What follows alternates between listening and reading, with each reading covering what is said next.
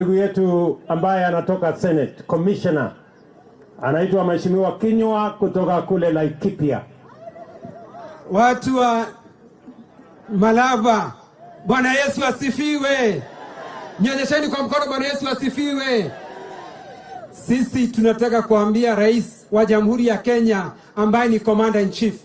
Sisi kile tunataka watu wa Kakamega, na niwaulize watu wa Kakamega, mnataka maandamano ama barabara?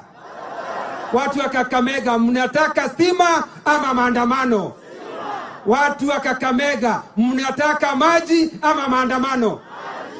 Sasa sisi tunawaambia wale watu wa vitendawili, Your Excellency, wakienda maandamano kwa sababu ulipatiwa upanga, sword, wewe ugongeshe upanga chini, wakora wahame.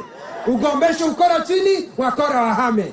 Na muache kusumbuka na hawa watu wanavaa sufuria kwa kichwa.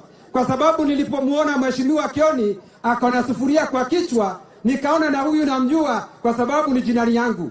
Nilipomwangalia vizuri kwa nini, nikaona wako karibu na Wajakoya, nikajua sababu. Kwa hivyo tumekuwa tukiwaangalia na tunajua shida zao. Shida yao ni moja tu. Hata mzee, naona mzee na ni mzee kabisa, anaenda kwa maandamano. Tunamuuliza shida ni nini? Anasema shida ni unga. Unga bei yake imerudishwa chini, lakini bado anataka kwenda maandamano. Your Excellency, they are trying your patience. They are trying your patience. Na because we know you are a good person. Na kwa sababu hata Biblia, watu waliposumbua Yesu kidogo, aliwanyorosha.